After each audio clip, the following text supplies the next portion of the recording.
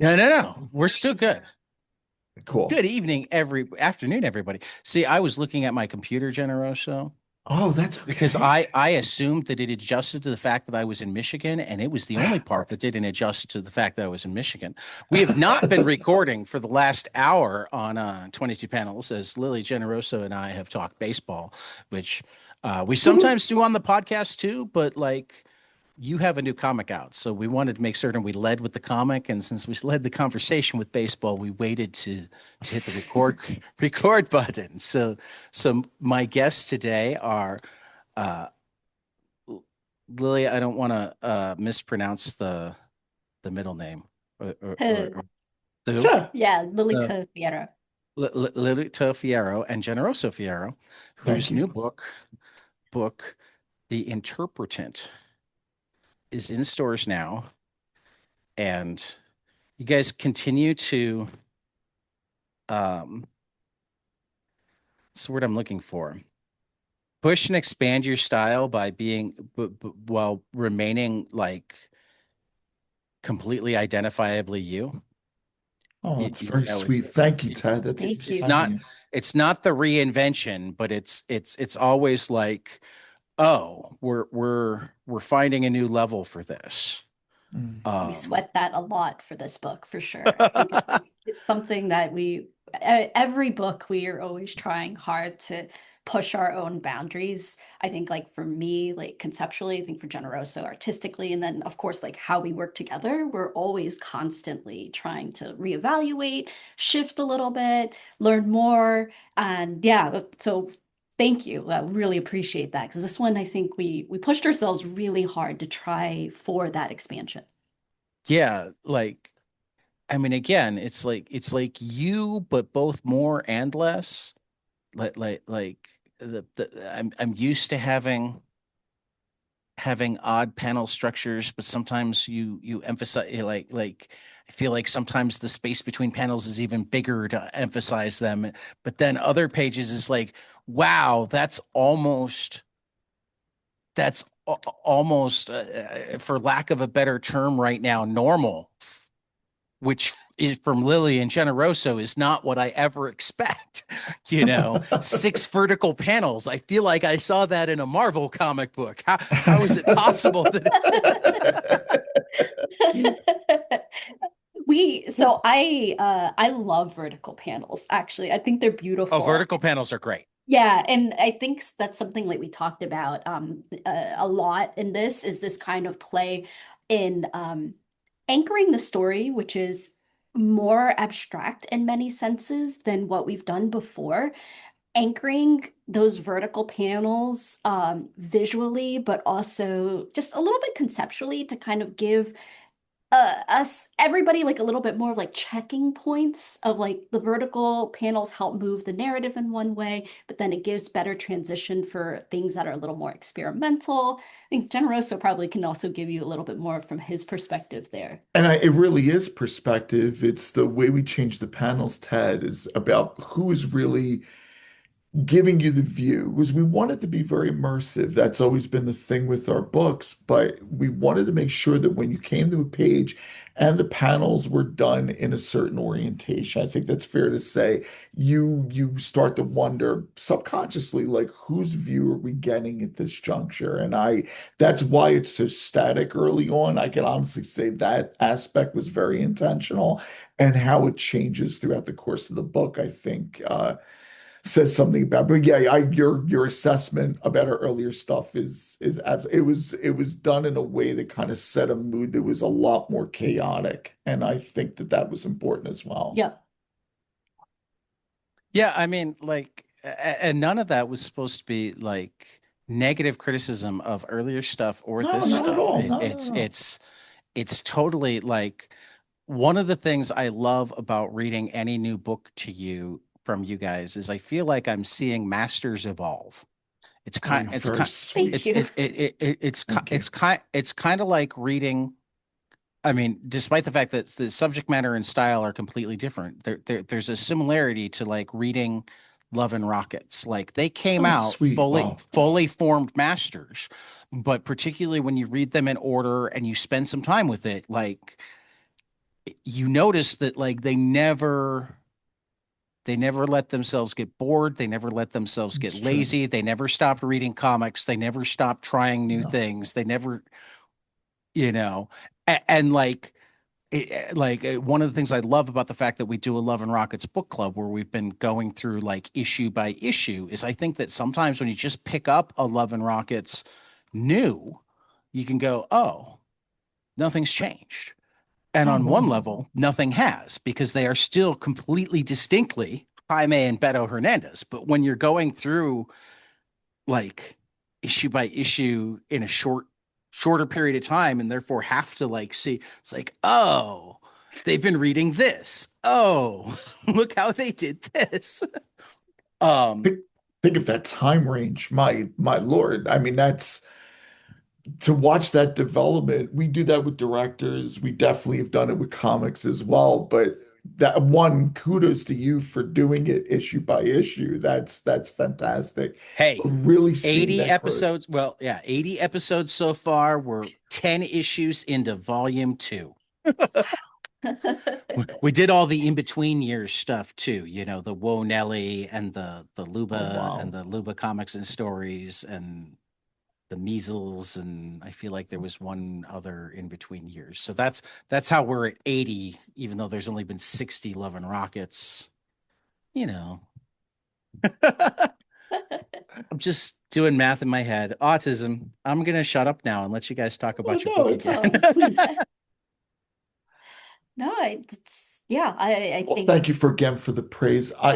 We're trying. yeah, we're trying. I think like every new book, we're always like I think looking to go to a new like source of research, new source of inspiration, and I think that's what keeps us energized. Like that's a huge Right. part of like continuing to make work. And I think like for me, the as like the progression has gone for writing the books, I think I started out with like more inspiration from fiction as well as like a little bit more inspiration from some of the previous like research work that I did. And then now I think the books have moved more in a philosophical direction. And so each us like with Absim, it had some foundations in like Descartes. This one has foundations in Christian mystics. So yeah, I think we're really every single time trying to go to a different place. And like you said, also like not lose what we like enjoy about our work and especially that experiential piece. I think that's always something when we are going from kind of the first prose draft, first prose piece about what the book is going to be about. We spend a lot of time talking about like the experiential part. Yeah, sorry, I got caught up by your posters behind you for a second. Like I'm All the movie particularly stuff. I'm particularly struck by the movie poster. Oh, the Alex Cox That's generic Repo movie Man. poster. That's Repo Man, actually. Alex Is it? sent it to us. Yeah. Yeah. We had gone to an event in Los Angeles where that poster was up, and we helped fund his last movie. We just Kickstarter and what have you. And he's like, "Is there anything you want for your pledge?" And I'm like, "Wow, you don't have that generic poster for Repo Man lying already." He goes, "I'll send you one." And so he sent us that. But all the other posters behind us, these are all from interviews we've done. We also write for Ink19.com, film reviews. We've been doing that for over a decade now. Which, And for we've been whatever very, reason, those all come to my social folder. that's Like, so okay. the fo so the well, but the folder that I look at the least is where those actually get. So I only notice them if they happen to be on top and or if if I'm going through and cleaning out the folder. Haven't figured out how to make them go to a different folder. No, it's okay. We're very lucky that these are a lot of directors who we've talked to or interviewed for Ink19, but they're also people like you'll look at the Cutter and Bone is actually a movie from the early 80s called Cutter's Way, and the Czech Ah, that's director that's why I was having trouble finding it on IMDb. Jeff I was Bridges. looking for it. I love that. It's one of our favorite films from that era ever, really. And Ivan Passer, who passed away, I think about 5 years ago, 6 years ago, was at the New Beverly Tarantino's theater in Los Angeles, and I got to speak with him there, and that was a huge thing for me because one of those kind of formative films.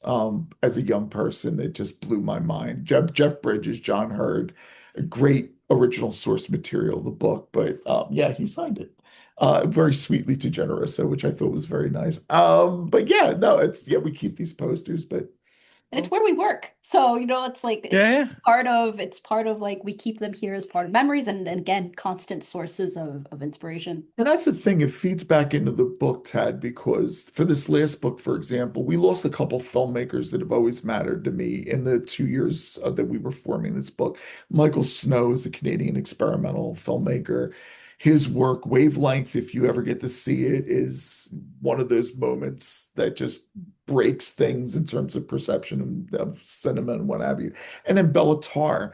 And I gotta say that, as much of the comic stuff that we read, as much as the paint that we look at and work on, those filmmakers also had a huge input into what we're doing visually, especially for this last book, Michael Snow and Bellatar. I love their work. But yeah, that's how the whole cake gets baked. It's it's but Well, I'm glad.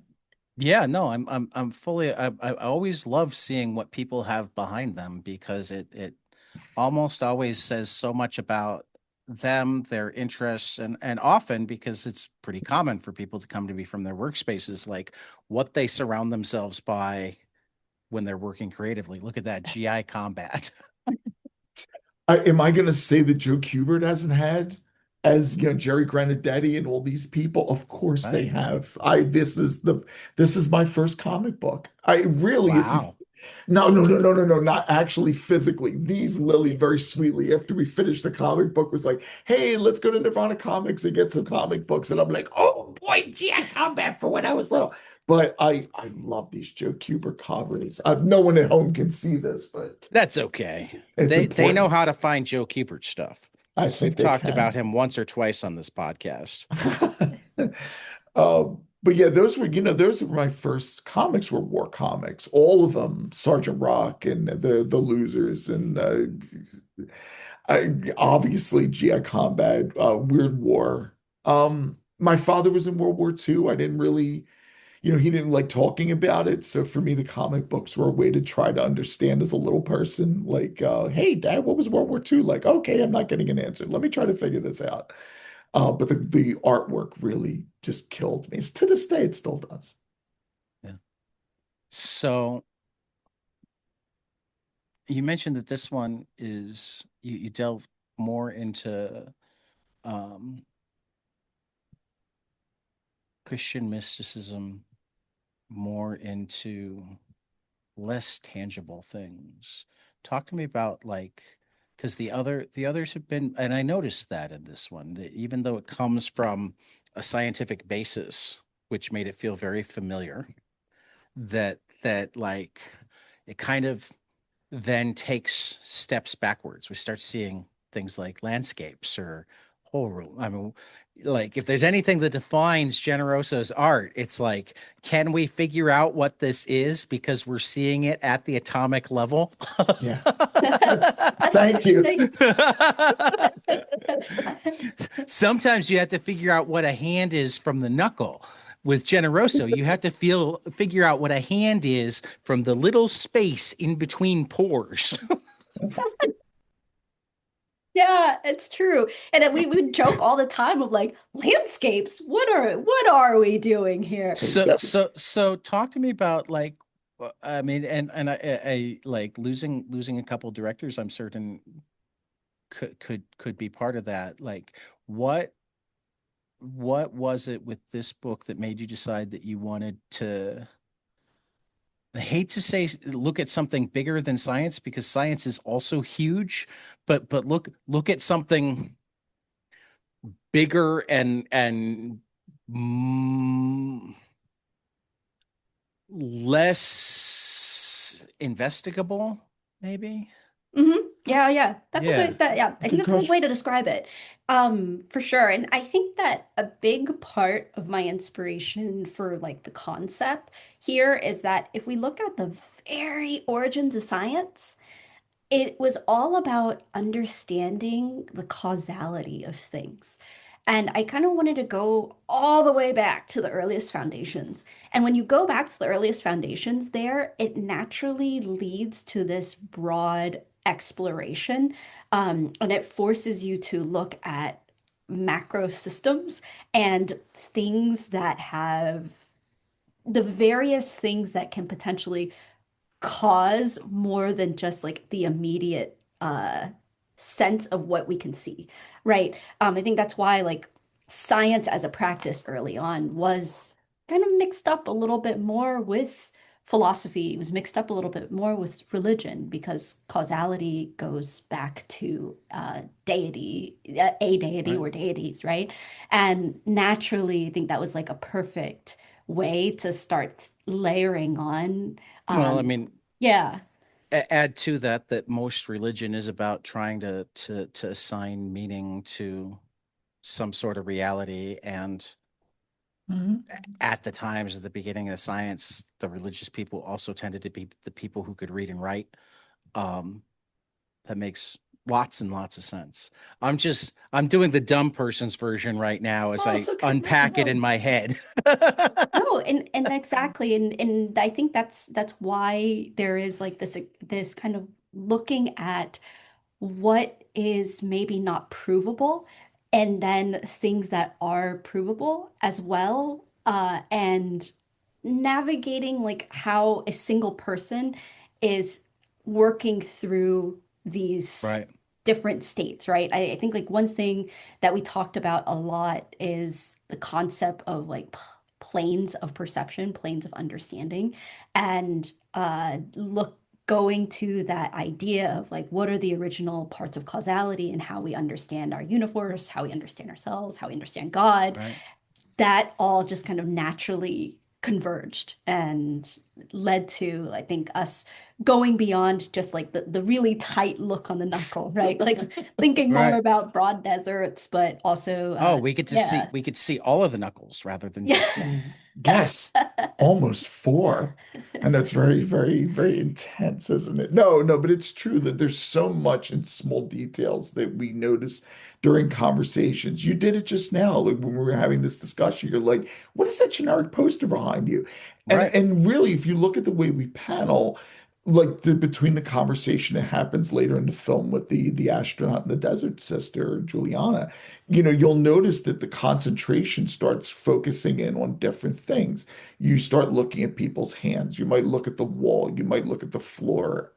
That's part of The a books. conversation. I looked at the books a lot. Yes, and Yeah. that's Yeah, yeah, that's it's so important because it's a way for, Juliana, the main character, is silent. So how do we understand Juliana? It's of course her actions, but yeah, those Right. books mean a lot to her and are a big part of that experience. I think the other thing I wanted to kind of call out as well is like it, even though we definitely go broad with landscapes, I think what we also wanted to play around with was how do we construct our own symbols and attach meaning to symbols. That's actually where the title comes from. So if you see various symbols and signs, how do we as like humans ultimately interpret them and what those signs represent? And that's why I think like before when we were off recording, you were talking about this idea that a lot of our books are kind of like puzzle boxes in some senses. And I think we really wanted to push that further here. And the major reason why is I think that in a world where generative AI is going to become super pervasive in ways that we don't even necessarily perceive, understanding like the individual nature of like symbols and meaning is important when language, which is kind of the symbol that we all first work with, is now becoming kind of dispensable. Right. Hmm. So many different thoughts. it's okay. If it takes you somewhere like Dash Shaw, I'm the yeah, I love Dash Shaw. Yeah, he wrote a really nice thing about this book, and it was about just like I put on an astronaut suit and I'm taking a journey, and I'm like, awesome. Like, thanks, Right. Dash. Yeah, like that really meant the world to us because we love his work, as I'm Right, sure right. you do. I do. Um, and yeah, if that's however you No, take, no, I was just like, because I was still pondering the religion aspect, and then she dropped the generative AI aspect, and now I have like two threads of questions going. So we're going to stick with religion for a second, Yeah. um, just because I have always been really bothered by the quote unquote war between science and religion, because I've always kind of viewed it as like religion is belief in things not seen. Key word there, not seen. Science is seeing and figuring out how things work. They shouldn't and don't need to conflict. Yeah, no, they certainly don't. And there is no reason to. And I think that um to be a better scientist, you actually, and this is just my personal opinion, to be a better be a better scientist, you have to have faith in the meaning of the unseen.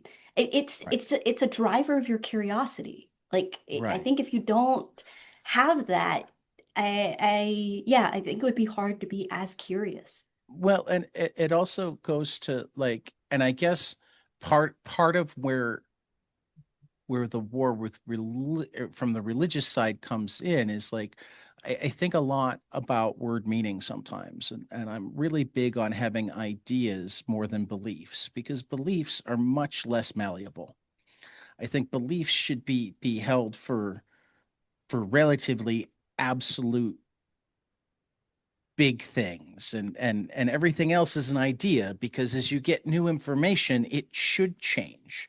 Like, so Christianity, it makes sense to me that you believe that that Christ is the Son of God and saved your sins. Those make sense as beliefs, but deciding that, like, because Noah had an ark, there were no dinosaurs.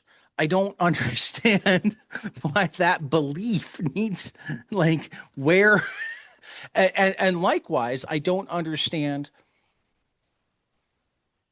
because you will run across people who think of themselves as scientific thinkers, that want to reject all of religion, with any of the good parts that come with it, any of the community that may come with it, and any of the just comfort in, like, there are huge things that I don't know, but if I can assign them to this, I feel a little bit better. Want to reject it because, well, how do we know? It could be wrong, blah, blah, blah. It's like, you don't. That's the point.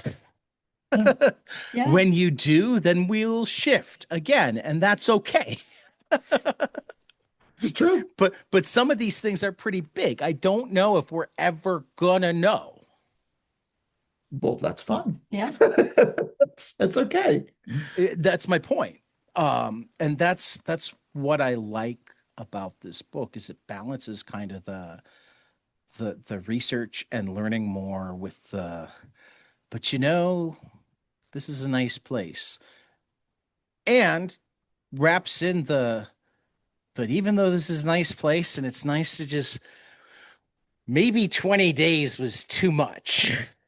I don't know if being alone for that long is actually something I was built for. Of course. Yeah, I think it's And I hard. love that reality. Like this book, I fully can't even fully, like, conceptualize the question that is asking, but it's asking it on a molecular, human, and galactic level all at once. For that matter, I'm not 100% certain that it's on Earth. And I think that that's supposed to be on purpose. Yay! Yay! Yes, exactly. It is 100% supposed to be on purpose. Yeah, It could either be on another planet entirely, or it's on a futuristic Earth where spacesuits are required to get to this place in the desert. Either one is possible. absolutely. We left out a lot of cultural identifiers in terms of time. So Right. that's also like there's a truck. We see a truck. What kind of truck is it? Who knows? It could Right. be 40 years old, could be 50 years old, could be last week. And that's also very important about creating that level of ambiguity. Yeah. Are we on Earth? Are we somewhere else? But that strip How away all much that. of that ambiguity is in the writing, and how much do you guys have your version? You just don't want to limit your readers. That's a good question. Yeah, I think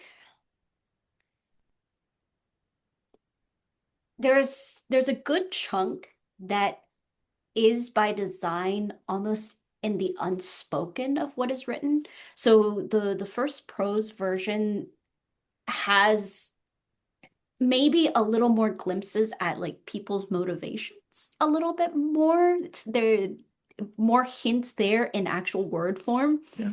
Um, but there's still a lot of ambiguity left. And a major reason why is that like we do want people to take our books and have a personal connection to it. And I think Right. that if we're overly specific, then it forces it in a certain direction, right? And we Right. never want our work to be that way. And I think like when Generoso and I were working when it comes to this idea of like not including particular time identifiers, it's not anything we explicitly discussed ever. Oddly enough, I think it was just something that like is implicit in the prose to a certain extent, and then you just like took it home. Is that fair to say? Yeah, I don't think there was ever a moment, Ted, where she was like, make sure you don't put a cell phone in. Like it's not really about that, but I put myself in a place as I was drawing it of what I wanted that place to be like, and a lot of things that are of more contemporary times didn't make it into the book. But it's not really hard designed. I feel like it happened very organically. It flows. I think some of the visual things that we had discussed that led up to this also have this timeless quality about them. It all blended in that way when we constructed it, but it allows for you to see it. I think there's a something it's very pressing for us is that we just reviewed the film by James Kenneth Wilkins, The The misconceived. Misconceived. This is a movie that was completely done visually with a game engine, and body motion of actors and everything else. And you say to yourself, well, that's a cute trick and why? But he's doing that so you strip away all of the sentimentality or anything that relates to the American independent film. And that's partly why we do what we do as well. Like we want to keep that level of ambiguity for interpretation, but at the same time, we do set a world up that we think you can be very immersed into, Mhm. which I think Kenneth Wilkins makes sure that you don't do that. Yeah, yeah, very much so. You He does the opposite. But I think like we also are, I think, in search of some sense of interconnectivity of understanding. I think he's more focused on events yeah. that impact the zeitgeist, and the concepts of truth. I think we're looking at something a little bit different, but I think in some ways, like we care about the same things and think about visual presentation and narrative in the same senses. You know, something that I'm annoyed by IMDb for is they never give credit to who does the posters. I'm looking at the misconceived poster that's in a It's very comic book style, and it doesn't yeah. give credit to the artist, and that's It's just funny if you go on Letterboxd, the woman that I believe it was a woman who designed the poster wrote a little story about the making of the poster. So if you go to the letterbox for that, I yeah, found that because I love that poster too. But it was one we love an earlier film by Wilkins called The Plagiarist that came out about 7 years ago. And he's constantly putting up short films and pieces. right. He had a film last year. And so we were super excited to see this. But that poster, if we had not known his work, would have pulled us into. Well, like, and as soon as I discovered I couldn't unsee it, but like Jack Davis did the cover or did the poster for Bad News Bears. Yeah, that's true. I found that out like recently. That's crazy. I've been watching that movie since I was a child. I No, had the VHS copy that had that poster on the front. sure. You know, when we first moved to LA, one of the first things we Oh did yeah. is we actually went to the baseball field where they shot the movie. Oh, that's awesome. It's meant a lot. Michael Ritchie, who directed that film, by the way, is one of the great underappreciated directors of his generation. The Candidate, Downhill Racer, Smile. Besides Bad News Bears, which is a wonderful film, and Right. the screenplay is fantastic. Oh He's a yeah. director that needs a lot more love. I think all of his 70s work is great. But yeah, anyway, that I digress. But yes, I that mean, is only a true. little bit. Oh my, did he directed The Scout, which is probably the most underrated baseball movie out there, seeing as it's a 5.5 on IMDb. Yeah, And I don't you think know, it's a perfect movie, but it's it's got some stuff going for it. I like it a lot. Albert Brooks Yeah. actually talks about the Scout, the documentary that the late Rob Reiner did for him, Defending Your Life. He actually talks about how the studio compromised the ending. That was not the ending that he wrote, that he wanted. That they forced that kind of ending. He had another ending. It's worth him explaining it if you've never seen the Okay. Albert I might Brooks have to go. documentary. Yeah, I'll have to go It's look good to into that. watch because we love Albert Brooks. He's like a hero Yeah. of ours. Absolutely. But yeah, he explains. I think it's a very good film too, except for the ending, and he Yeah. explains But why. but overall it reminded me of Sid Finch, the Hmm. the the greatest or one of the like easily top 5 April Fool's Day jokes ever. Can you explain? I'm a little. Sid Finch was the cover story on Sports Illustrated, April 1st, 1980 something. It was a Mets pitcher who, Mets phenom that they just signed that like threw 100 miles an hour and wore one like work boot and one barefoot, and they got George Plimpton, I think, to write the article. That's brilliant. I don't remember this. That's great. The legend, yeah, here. The Curious Case of Sid Finch is I think the original article. Yeah, April 1st, 1985, Sports Illustrated. Here, let me drop a link for you. We're looking it up Yeah. as well. That's funny. Yeah. But yeah, no, that goes right up there with I think it was the BBC did a piece on Swiss spaghetti trees. Oh, that's great. Because that's where they and come and from. this and the Swiss spaghetti crop that included the how do you draw a spaghetti tree? Take a can of tomato paste and stick a piece of spaghetti in it and wait. That's Um, funny. I'm excited to read that, actually. I love things like but that. but yeah, so like that was what it always reminded me of is like we've got this like inhuman fictitious person. So like I think the first time I watched it, I was kind of disappointed that we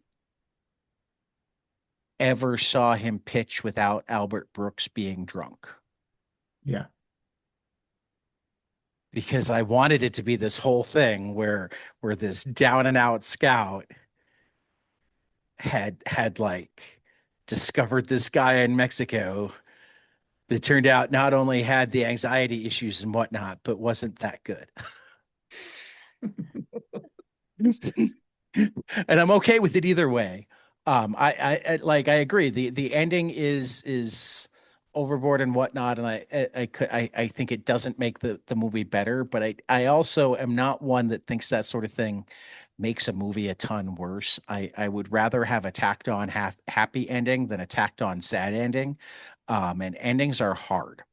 So while I'm certain that there is like that pitch perfect ending out there, if I've got to have an ending that doesn't feel right, I'd rather have it feel right in or not feel right in an unnecessarily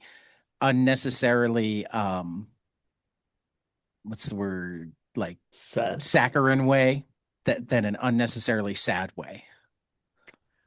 It's tough. We've coined the term Hollywood ending for a reason, is that, and if you could hear Albert Brooks describe it, they wanted that for the ending of the film. And it's always a hard call, especially by that point in Albert Brooks's career. He had made so many intelligent, well-made, well-received films that you almost hope that they'll just default to him and be like, no, it's not a good idea because I'm Albert Brooks and dot dot dot. But that's unfortunately not what happened. But we've seen directors bigger than him, greater than him, get vetoed on things. Oh So yeah.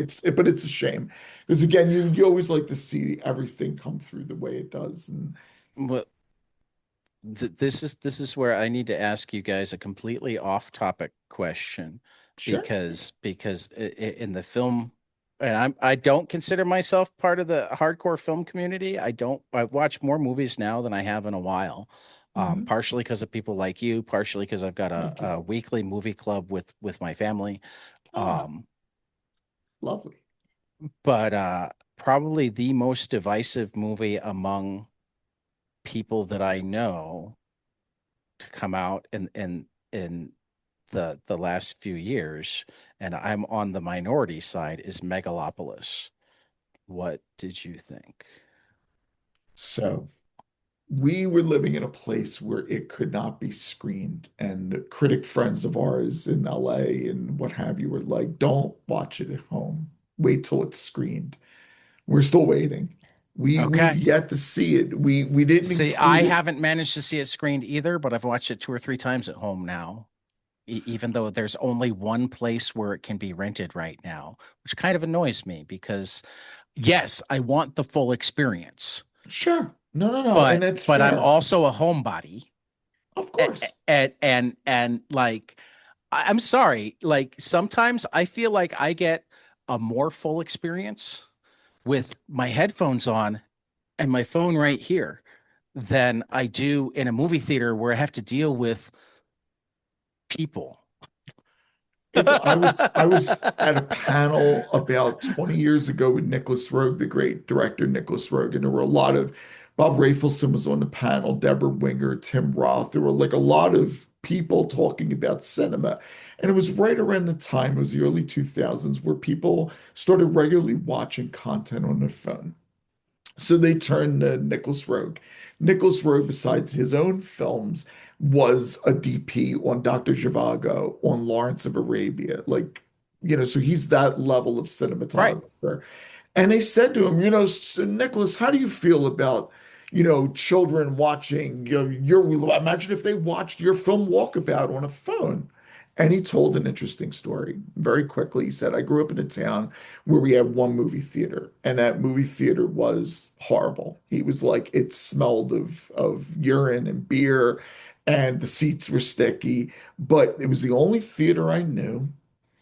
And whenever I could see a film there, I felt comfortable in that theater. So as much as I'm not in love with the idea of somebody watching their one of my films on a phone, if that's the most comfortable they feel with an apparatus, then they're going to have to go for it. And it was surprised them because at the time, Ted, he must have been in his mid 70s. So Right. you're expecting him to be like, well, if you can't watch it on film, then don't do it. For us, we knew Megalopolis was going to be a visual thing. And we were really hoping that it would have come, but we were in flux when it came out, and we just did not have a chance to see it properly. But we're hoping that with Reputation, that there'll be midnight screenings of it, that there'll be screenings where we could see it properly. We tend to skew more on the foreign film and very small American No, independent. I know you do. But at the same time, In like, some ways, that actually, though, because I think it's kind of the influence of some of the stuff that you guys have steered me towards, and some of the stuff that like Matt Rosenberg has steered me towards, and like I like a lot more of the more oddball. Like I got to interview Jason via email, Hmm. and like went down a Jim Jarmusch rabbit hole, and because it's a great uh rabbit hole. Yeah. it is. But like it's like one of the things that I've noticed, and I brought up Megalopolis in particular, which by the way, there's also a fantastic comic of. I got Oh, to good. talk to Chris Ryle about making it, Hmm. and Oh, and cool. and one of the things that he talked about was like Coppola was incredibly like helpful and worked with them, but also bent over backwards. He's like, no, no, no, no. I don't want a comic version of Francis Ford Coppola's Megalopolis. I want Chris Ryle and Jacob Phillips Megalopolis. Oh, cool. Yeah. Good for him. So I actually read the comic before I saw the movie, and as is so often the case, I do think the comic is better. Um, in part because one of the things that comics do that movies it's much more difficult to do, particularly if you're in a theater, is allow you to stop, savor, and think about something. Mm-hmm. You know, you can sometimes do that at home if you're quick on the pause button and think about it in the right moment, but you do it naturally when you're reading a comic. Yeah. Yeah. You do it naturally when you're reading a comic. There's that natural, okay, I need to take all of this in. What's going on here? What's being said to me? Um, and like I found both Megalopolis, the movie, and the comic to be just fantastic allegories, and I'm on a very short list of people who seem to think that. Whereas almost everybody I know is like, uh, A couple of our critic friends really, Jordan yeah, put Jordan liked it. Megalopolis Yeah. on his I top 10 trust for the Jordan's year. taste. Jordan has excellent taste. He runs the Acropolis Cinema. It's a micro cinema in Los Angeles, but he also writes for Art Forum and Film Comment, and he put it on his top 10 list. okay.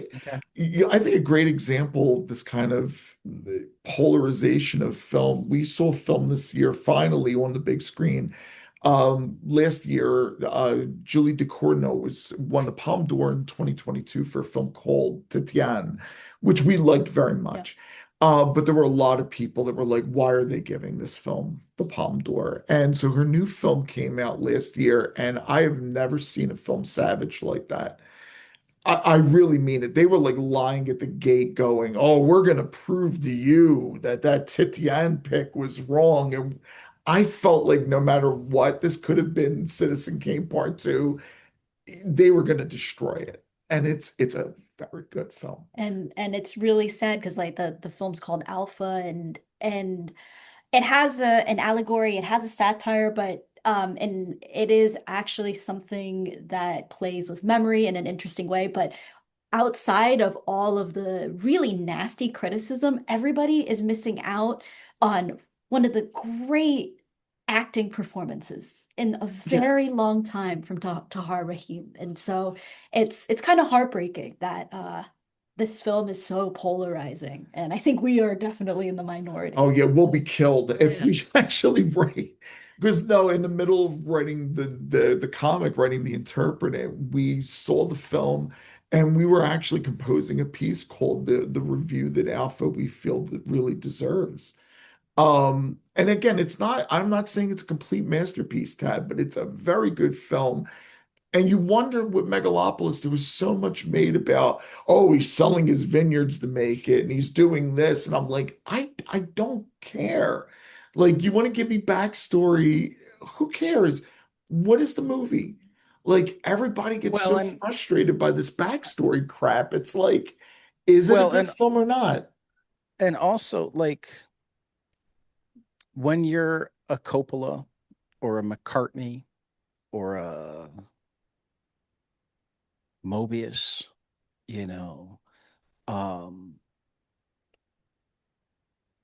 people will have expectations going into the movie. And if you don't hit those expectations, the question is, will they watch again to figure out what your expectations were?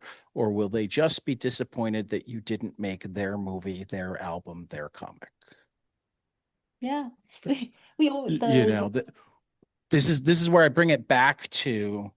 your book and like the comics discussion in general is that um something I tell my students is like you're the final collaborator. Right. What you think matters, but Mhm. also um because you're the final collaborator, you didn't like this book that everybody else is liking and you can't figure out why. Let's first go, well, where were you when you had to read it? Did your boyfriend just break up to you? Did your mom Sure. just yell at you? Were you hungry? Were you sick? I mean, and this is why, like, I kind of say fuck you to the filmmakers who like, oh, it should only be seen on the big screen and whatnot. Because I'm like, I'm autistic. I can sometimes handle that, and sometimes I can't. And also I can't tone out conversations. So like if somebody's not having a good time and they're just joking back and forth 6 rows behind me, I'm going to hear every word. And and if like 3 rows in front of me, the guy's like trying to get his girlfriend to mess around, I'm going to hear every word. And that's all going to affect how I look at your movie, whether I want it to or not. Sure. like Yeah. like one of the things I say is like, yeah, I do some of my comic reading on my phone just for expedience sake. But like when I will deliberately go, "Oh, I need to read this on my phone," is when I love it so much that I want to zoom and focus. I want to be able to look at pages and look panel by panel. I want to get into the minutia in a way that's much harder to do with the physical object. And in general, when I'm doing that, I've already read the physical object. I've sometimes read the physical object in floppy form and paperback form and hardcover form and oversized form. Well, as an illustrator, I have a question for you then. So when you look at a page and you scrutinize an aspect or a panel, are you more concerned about the virtuosity of the actual work, or is it like, I don't want to miss something? Do you know what I mean? There are people that look at work like Theo Ellsworth's work and are like, wow, how does he draw that many little lines? And I'm like, that's cool because it's really intricate It's stuff. beautiful. It's I, beautiful I work, no, but I have an easy answer for this, yeah, and it explains why I get granular. It's first the virtuosity of the work, but once I've fallen in love with it, I want to figure out all of the reasons why I fell in love with it. that's I fair. want to take it apart and put it back together. Mhm. You know, I mean, I use Saga as my example all the time, and Sure. one of the things that like it was on one of the phone reads that I noticed when there's violence involving Marco after he's taken his oath to not do violence, the panels are crooked. Yeah, Yeah. that's what we do. No, I know, but Yeah. like I I probably read Saga in its entirety a dozen times before I noticed that, but I'm also certain that even that first time, it had an It was effect there. on how much I loved. You know, it affected the way I felt about it. You know, it was I noticed a little bit before I did the granular read that there's all sorts of like 80s technology in Saga. 50s to 80s technology. There, Mhm. you know, you can find a rotary phone booth in Saga. You can, you know, the Will watches movies taken off of a camcorder hooked to a TV with RCA cables. Like all of these little things that take this intergalactic tale and like very low key make it feel more personal, less out there. Fair. Do you ever start? It sounds like you usually don't start with the granular read because I No, I imagine, don't start yeah, with the okay, granular read. that makes sense. Yeah. Because No, no, no. otherwise you would miss kind of like the sweeps, Right. right? Like in Right. the Right. page Right. I dynamic. mean, Yeah. the only things I ever read for like the first time on a phone are when I'm trying to get a superhero comic in on a deadline and I'm Right. not somewhere that I can do it. In other words, where my expectations for fantastic art are relatively low. Also, I am a big believer in, and I have it set up so that I see the page and then it zooms in and then I see the page again. So even though I'm seeing it smaller, I'm getting to see the flow. Most of the apps, if it is a two-page spread, will put it as a two-page spread rather than as a single page, and I'll have to turn it sideways to see the, you know, I mean, the people, not all the time, but a lot of the people who adapt the digital files for reading think about these things, Mhm. Mm. you Mm. know. So it's not as, but we are on a clock and we have to ask final Oh, we have about questions another, as fast as we like about can. another 10, 15 minutes. It's Well, totally I cool. So know, don't but feel I you have have to, no, no, no. no, I know, but I have two closing questions now, and one of them I'm going to make you go longer because it turns out you were DJs. Um, Sure. my first question, um, I'm in my fifth year doing this podcast, and I feel like I've entered the twilight zone. When I talk to you guys, I feel like you've lived in the twilight zone your entire lives because you've It's lived a like nice six place. lifetimes apiece. Um, like the conversations I get to have, the people I get to meet, the people who become friends of mine, the things that I get to do that like if you told me even 10 years ago, hey, this is going to be part of your life, I would have gone, yeah, fuck you on what planet? That now are just like commonplace to me. It's like, oh, so and so just texted me. And like my wife just knows them by their first name now. But if I look down in a comic shop and I happen to say that out loud, they're like, what the fuck? That sort of thing. Um, but I found that that's true of like everybody in the arts, certainly everybody in comics. So tell me one of your surreal pinch me, is this really my life memories? Oh, I was gonna say I have two, Please. but I want Generoso. I think Generoso's pinch me ones are interesting too. But I think my pinch me moment was sitting down and having dinner with Clive Chin, who really is credited as the person who invented dub. And yeah, that was from our radio show days. And it was just yeah, that was a pinch me moment because he was wonderful, beautiful. He is a phenomenal producer. Some of the greatest reggae tracks from the kind of like early 70s to mid 70s have Clive's hands on them. And yeah, I was a little flummoxed to say the least. And to be in like the presence of such greatness.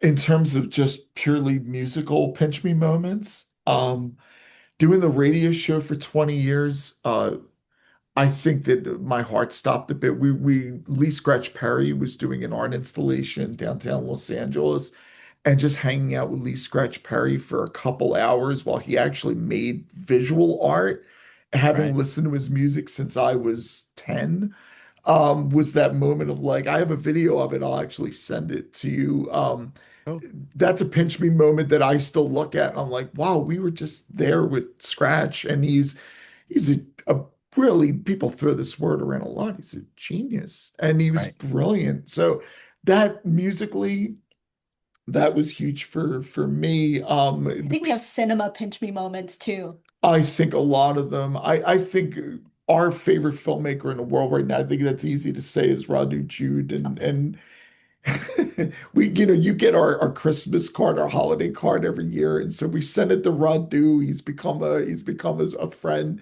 and he wrote this like nice review of our Christmas card, and I was like, it's Radu Jude. He's If you haven't seen Do Not Expect Too Much from the End of the World, that is our favorite film of the decade so far. No one, he's in Dracula last year is insane. He's brilliant, but that just sitting down with him because we had loved his films for so long. We had gotten an opportunity to interview him during AF5 Fest a couple of years ago when Do Not Expect Too Much in the End of the World came out. We had no idea what he would be Yeah. like. the thing that kind of got us about Radu, we're like, well, let's time box this for Radu because my God, he makes a short film every month. He has 2 features a year. He didn't want to get off the conversation. We talked for almost 3 hours. And it I was like, know how that goes. well, no, but we kept giving him outs. I'm like, Radu, No, certainly I you're in know how that Berlin. goes And too. Yeah, I but love it. he was lovely, and yeah, I that was a pinch me moment because he really is. Him and Miguel Gomes. There's a few filmmakers that we put in this hierarchy: Pedro Costa and Albert Serra, and Radu is definitely one of them. We love his work. He really tries to do something different every time, All and right. he's always successful. He's a brilliant Yeah, filmmaker. and he's evolved immensely. We saw one of his early films years ago, and if you look at like that film that was Afarim, and you look at where he's at now, the evolution and the progression is kind of incredible, and like it's almost awe-inducing to see like the vastness of the growth. Yeah, it is. It's a great filmmaker. If there's anything, besides hopefully people will want to see our work, we would love if people checked out more of Radu Jude's work. It's very accessible. It's not like, All right. it's 8 hours looking at a cabbage. Like it's not. Dracula is maybe Ah, not the easiest film, yeah, to it's say the true. least. But it's all of his with Dracula originally kind of He's being tied making, to Vlad the Impaler, the Romanian figure. It's a take on kind of all of the different variations of the Dracula myth-ish. I'm not really describing it particularly well on purpose, because Right. it's a wild film. it was our Okay. favorite film of last year as well. And Okay. yeah, he's great. But yeah, there's definitely pinch me moments. So I have to ask the quick question, just regarding film and foreign film in particular. Are you guys multilingual or are you just really good at reading subtitles? Because I sometimes have the subtitles take me out of the film because I don't read fast. So my first language was Italian Okay. in the home, and Lily. My first language is Vietnamese. Kind of second language is Cantonese outside of that in the home. Right. And then I spoke Spanish growing up, and then I do speak some Italian, but to the level that I can like actually watch any films in those languages without subtitles, it'd be hard. Whereas I think Generoso, you can watch films in Italian without subtitles for the most Oh, part. of course, yeah, Yeah. no, that's my first language, so it's kind of embedded in me. I also speak German, and I'm learning French right now, actually, Well, which and is yeah, I great. mean, linguistically, once you've got more than two and certainly more than three languages, you picking up more or breaking them down in your head is easier just because of the this is when I get into like crazy neuro Yeah. whatever. We won't go there because we have another question, but that makes sense. So you guys are definitely more able to make sense of the subtitles in a quicker way than I am because that's the probably the only reason that I don't watch more foreign films Mhm. because I often like them more. I feel like Hollywood has gotten too generic. Yeah. Yeah, exactly. And there's good, Um, for the record, there's good film being made in this country absolutely. independently. The Yep. Misconceived we just ranted about is an Right. American independent film, and it's, But no subs there. right, right, Um, right. But there's but stuff what definitely happening, yeah. yeah. I mean, my friend Jim Terry just made a movie called Shank that I adore Oh, for cool. all sorts of weird reasons. Um, But Hollywood but itself sucks.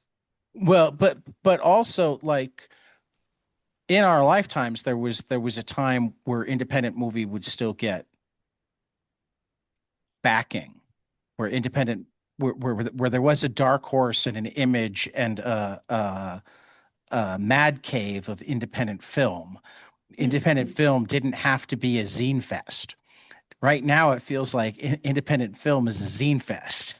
Yeah, Yes and no. in A24 Neon, that kind of thing, but they're even big yeah, now. they're big. I think Movie. yeah, but even movies moving towards bigger, though at least they distribute the small ones, right? Like that's Right. the big thing is like, so I think very much of a film that we adore called Slow Machine. Yeah. And that is, I think it's definitely made in that zine-like way of Right. a film equivalent, and that the directors made it over the course of weekends where they were not working and their buddies weren't working.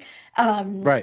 And No, it took that's a how while. that's Yeah. how Jim's movie was made. It was like they made it over like the course of a year and a half where like they just ran around Chicago and just, like I was at they got to do a screening at the like Goodman Theaters Education Center. And I was at Mhm. that. And one of the questions was like, you've got some like crazy stunts and what was the most dangerous thing you did? And he's like, we didn't get any permits or anything like that. And we had scenes with guns on the streets of Chicago. Very Larry Cohen of them. It is. Yeah. Those were the most dangerous scenes. Like shoot it, drop the plastic gun, walk away. No, you know, if you've ever seen it, there's a 70s horror film called Q the Winged Serpent. It's a Larry Cohen for we love Larry. We got to meet him in LA. That was a pinch me moment because we adore him. But there's a scene in the film where these policemen are shooting at this winged, prehistoric serpent, and he got no permits, and all of a sudden people 40 floors down are getting pelted with empty shell casings. And they're calling the cops like they're terrorists on this building that are shooting up. Like, Yeah, guys, come on. they used only toy weapons. Fair enough. Fair. But yeah, no, But there many of them were brown, and it was the city of Chicago. of course. Yeah, it's a little dangerous. Somebody could make a horrible, deadly mistake, and Right. I'm surprised that people didn't shoot Larry Cohen's crew. Oh yeah, but I think it was in New York, a very different time. 1970s Yeah. New York is true. You can Yeah. get away with that. But Right. it is crazy. There are a lot of great American independent films. There's a network of distribution a lot of times through micro cinemas in most cities. And I think that that's kind of where the film parallel, the Zine Fest is happening. You have these small movie theaters that pop up in various locations that'll show a film for maybe like 100 people.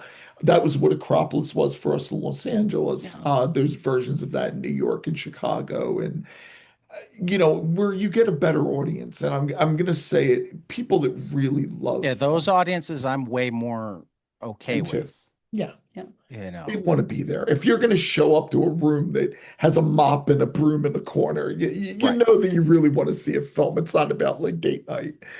All Um, right. Final question before you guys have to run.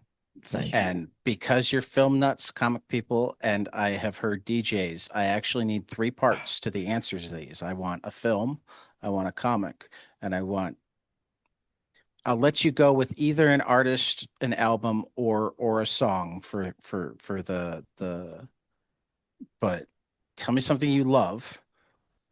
I almost don't need to do the next part because you have such eclectic and underground tastes, but it's the way that it's phrased. Tell me something you love that not enough people around you have experienced, and you want them to, so that you have more people to talk about it with.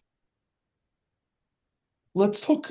Do you have something? You go first because I'm going to take a while because it's a film, a comic, a song, or an album, right? Yes, well, song, album, musician, and for that Okay, matter, I'll give you that for all of them. Like it doesn't have to, if you want to give me a director rather than a film, or like, fair, but fair.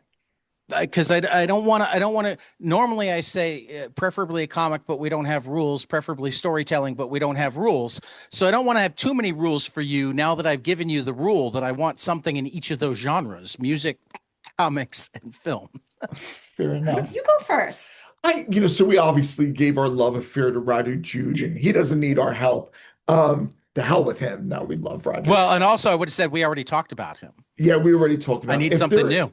If there is a single film, and I think this might even surprise Lily a little bit, it's Ricky D'Ambrose's The Cathedral. So I will say it is the most non-cliched film I've ever seen about the Italian American experience, to which I am part of that community. It is an independently made film. It is a family drama film, you've not seen anything quite like it. And I think that that is one that even critic friends of ours that review pretty like ground level stuff are like, I have to tell them about The Cathedral. I think that's an amazing film where A masterpiece. it Like is. it really is a It's a masterpiece. masterpiece of a piece of American independent cinema. In terms of comics, um, I, Tanashima last year, for example, Tanashima's Before After was one that I was like, wow, she does it all with a ballpoint pen. Now, I shouldn't get into the that kind of thing about that, but the comic itself is great. There's a lot of comics artists we love. You know, we love Dustin Holland. We love Chad's work so much. We can go down the list, but that's one book that I really wish more people would see. I love what she does. Tana's great, and hats off to them. Tana's part of the group, including Austin English, that are trying to build the comics library in New York, which is something if you haven't talked about, I think is a wonderful thing that they're trying to kickstart right now or I GoFundMe have. now. Do me a favor and spell the name because it's not coming up T easily on A Google. N A Oshima, Tanoshima. Oshima. IMA. Aha. Now I found it. Before and Great work. after. Really great work. I'm excited. You know, I think the way that you in mentally you say to yourself, if somebody wants a recommendation, you say to yourself, if that person had a new thing out, how quickly will I run to get it? Is the greatest praise you could give to a creator you love. And I think Tom is there, obviously, all the bigger guys that we love in Austin and Friedrich Koche and all those people. But in terms of someone who I think definitely needs a little bit more exposure. And so it was, and then a piece of music. Recently, in the last couple years, as I've been doing the illustrations, I've been obsessed with this jazz trumpeter named Grachan Mankor III from Okay, you're gonna have to help me again. Grachan, Grachan, Mankor, Hey, Mon. as it turns out, as soon as I get Gertron in, the rest of it comes up. Now remember, there's a Grachan Mankor and a Grachan Mankor 3. Three is the one that comes up. But I've been really tripping out on Grachan Mankor.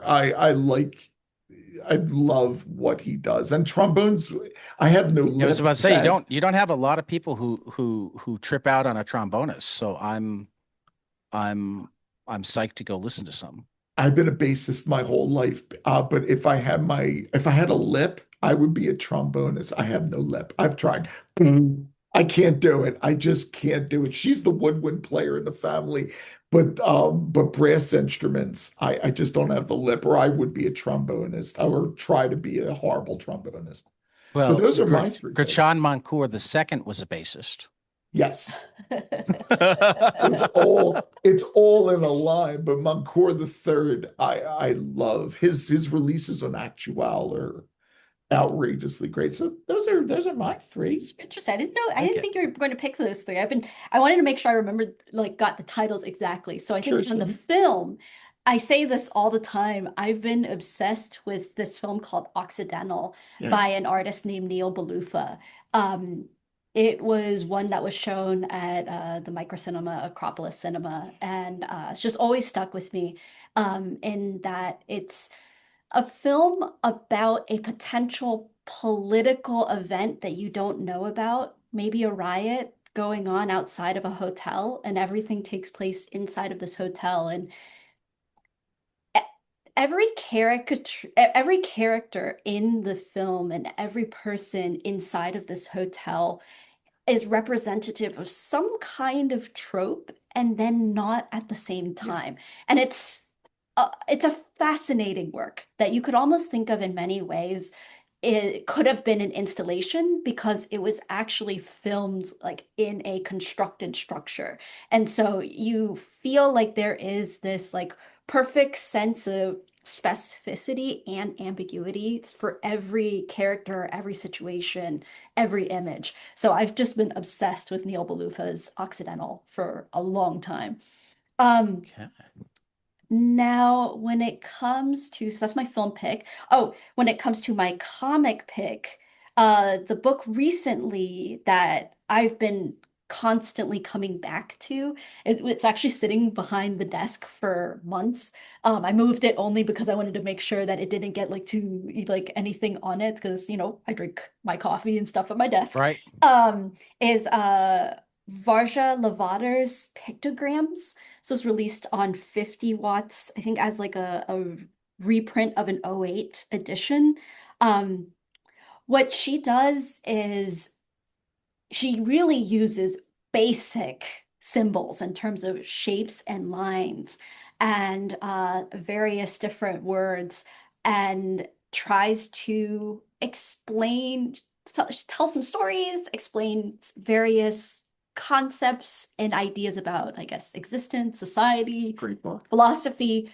Um, Something that I really adore and keep coming back to. And then albums and music pick.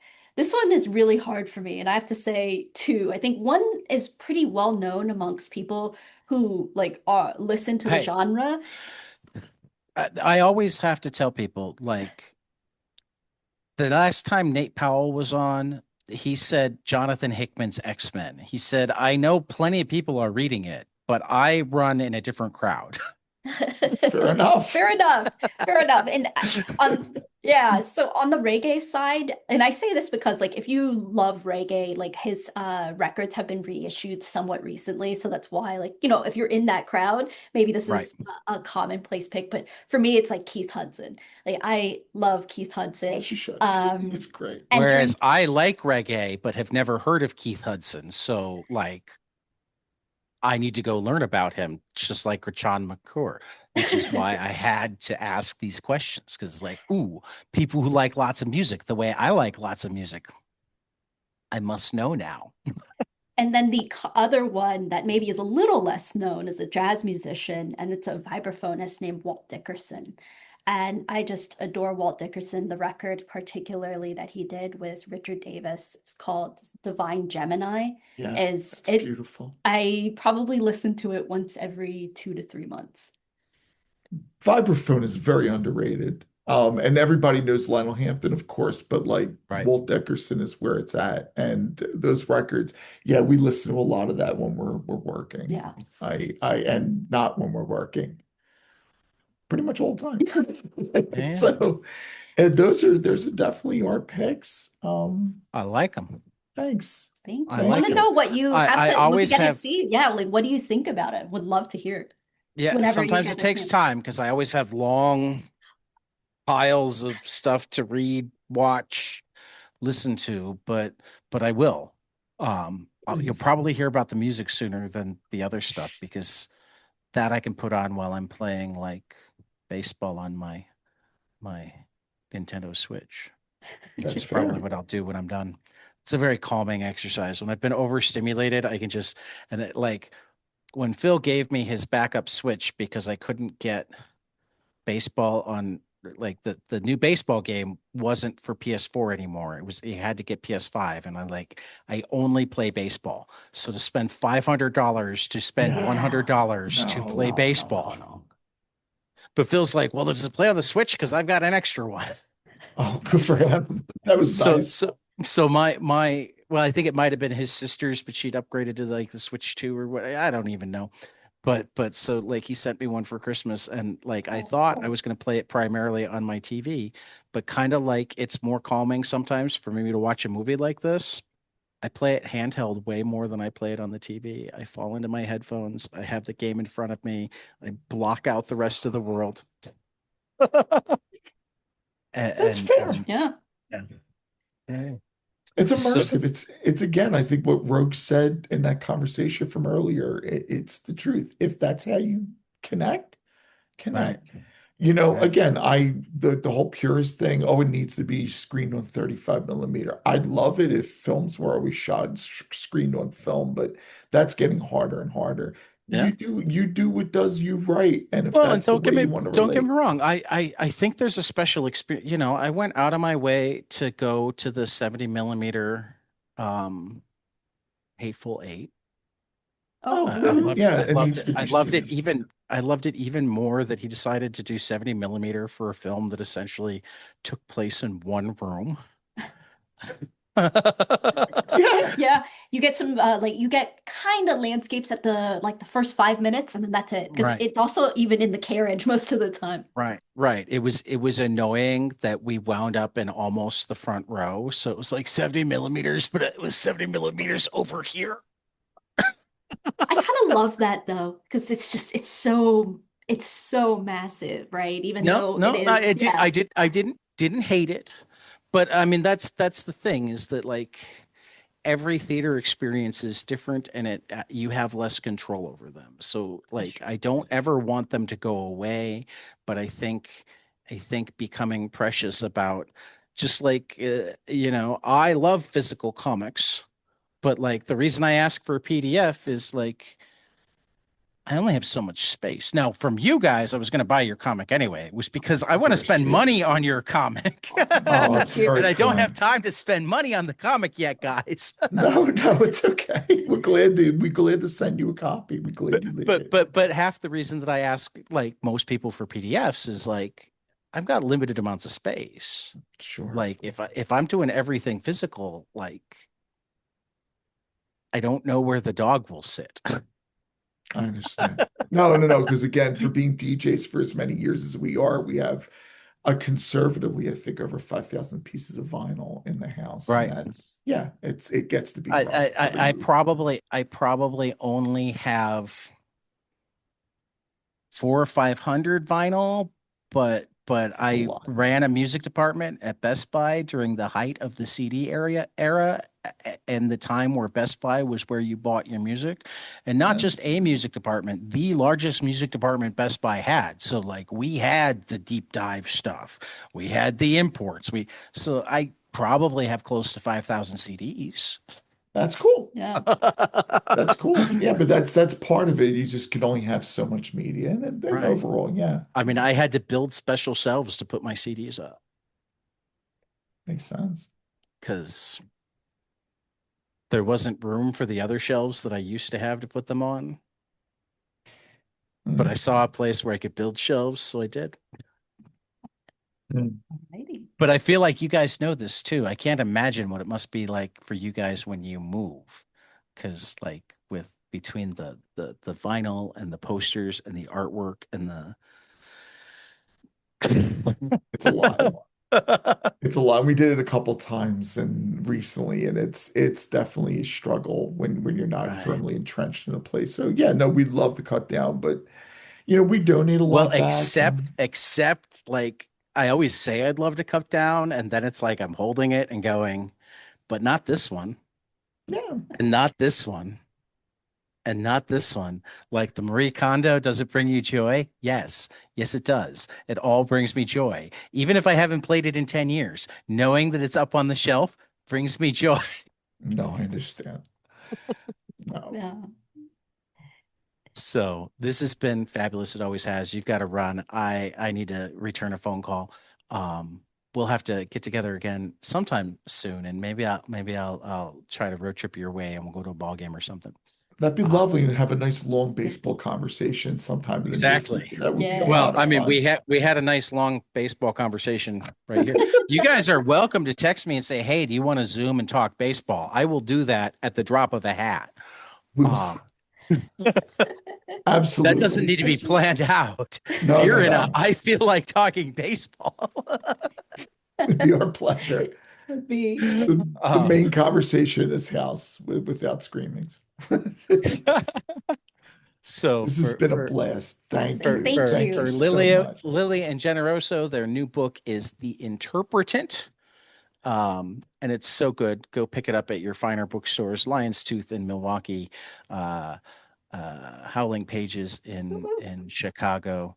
I'm certain some other ones, or Domino books. Domino has them, or if you hit their link tree, they have links to all the places that are selling them online, so you can pick out who to buy any of their books from.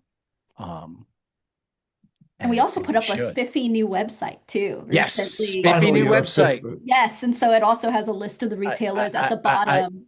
yes, I did see that. The spiffy new website, plasticgrapes.org. Yes, we Did, spent we spent many Lily spent, I should say, like hundreds of hours on it. Now, when we finished the book, this is 5 books in, we're like, the link trees definitely helps having the social media channels, but let's make like a very basic website. And yeah, Lily made this really pretty little website, and yeah, so that's plasticgrapes.org for all of your plastic grapes plasticgrapes.org. needs. That's right. Thanks, Ted, for And talking to us. links to your interviews at Ink 19. So, Yeah. Yeah. a one stop shop for the Fieros.